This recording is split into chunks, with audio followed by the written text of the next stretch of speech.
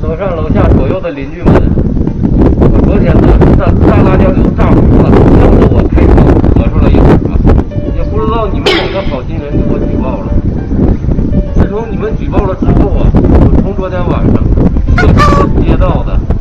还有防疫的，还有公安部，相继给我排查，折腾到半夜，我什么事儿也没有。更有甚者，还有给有关部门打电话，说为什么没有把我带走。